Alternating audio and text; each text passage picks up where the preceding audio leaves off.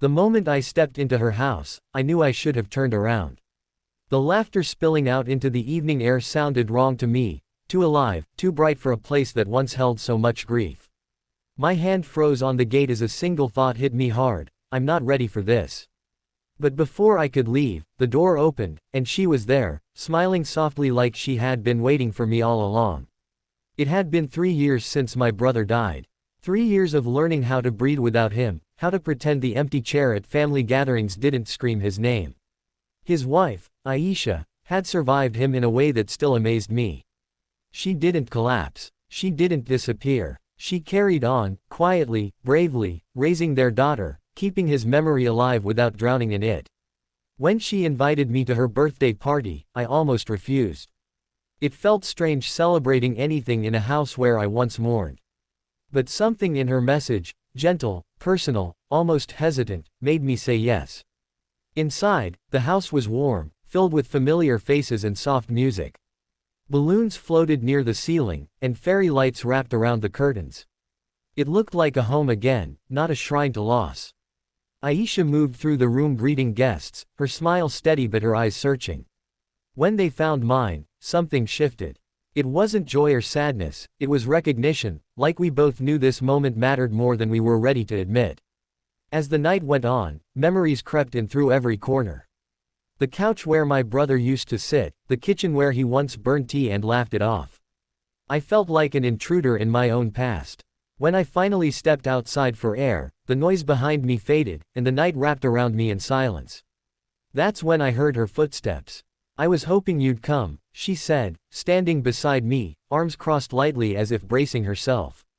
"I almost didn't," I replied honestly. She nodded, like she understood more than I had said. We stood there for a while, not talking, just listening to the distant laughter and the hum of traffic beyond the street. It felt strangely intimate, that shared quiet. When she finally spoke again, her voice was lower, steadier. "Thank you for being here," she said. "It means more to me than you know." I wanted to tell her she didn't owe me anything. That surviving loss was already enough. But instead, I just said, "I'm glad I came."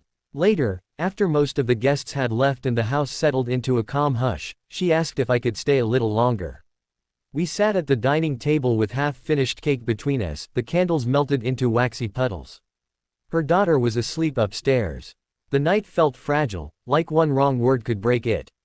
She stared at her hands for a long time before finally looking up at me. Her eyes were wet, but her voice didn't shake. "There's something I need to tell you," she said. "And I've been holding it in for years."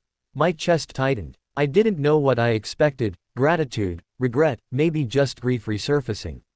What I didn't expect was what came next. "I've liked you for a long time," she said quietly. "Long before tonight. Long before I was ready to admit it to myself." The room seemed to tilt. Every instinct in me screamed to stand up, to say this was wrong, to protect the memory of my brother. But my body stayed still, my heart pounding so loud I was sure she could hear it. "I know how it sounds," she continued quickly. "And I hate myself for it sometimes. But feelings don't always ask permission. I tried to bury it, to ignore it. I thought it would fade. It didn't." I swallowed hard, the weight of her words pressing down on me. I had cared for her too, of course I had. She was family. Or at least she had been. But somewhere along the line, that care had changed. I just never allowed myself to name it. "I don't want to disrespect him," she said, her voice breaking now. "Or you. Or myself. I just couldn't keep pretending anymore." We sat in silence, grief and truth tangled between us. I finally spoke, my voice rough. "I loved my brother. I still do." "I know," she whispered. "That's why this scares me." That night ended without answers. I left her house with my mind spinning, guilt clawing at my chest, and a question I didn't know how to face: is it possible to move forward without betraying the past? I didn't sleep. Every memory of my brother replayed in my mind: his laugh, his advice, the way he trusted me with everything. By morning, I felt exhausted and hollow. I avoided Aisha for days, ignoring her messages, convincing myself distance was the only right thing to do. But the truth followed me everywhere. I missed her, not just as family, but as something more, something I had denied for too long. When I finally went back, it wasn't planned. I just found myself standing outside her door, heart racing, hands trembling. She opened it slowly, surprise flickering across her face before relief replaced it. "I was scared you'd never come," she said. "So was I admitted. We talked for hours that day. About grief. About guilt. About how lonely survival can be. She told me how, after my brother's death, the world expected her to stay frozen in mourning, as if loving again would erase what she had lost. I told her how I felt trapped between loyalty and honesty, terrified of disappointing someone who wasn't even here anymore. At one point, she said something that stayed with me.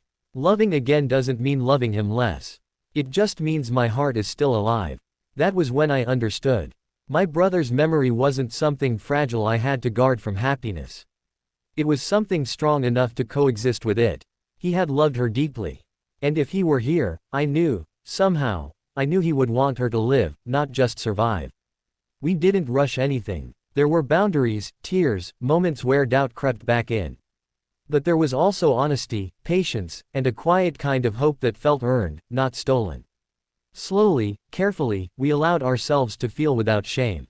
One evening, months later, we stood in the same backyard where everything had begun. The fairy lights were back on, glowing softly.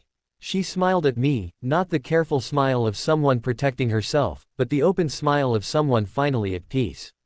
"Do you think we're doing the right thing?" she asked. I took her hand, feeling the steady warmth of it. "I think we're doing the brave thing. Life doesn't always follow the rules we expect. Sometimes it asks us to carry love and loss at the same time, to honor the past while still choosing the future." That night, as I looked at her, strong, kind, still healing, I realized that moving on wasn't an act of betrayal. It was an act of faith. Faith that love doesn't end with death. Faith that healing is allowed. And faith that even after the deepest loss, life can still surprise us with something gentle, honest, and real.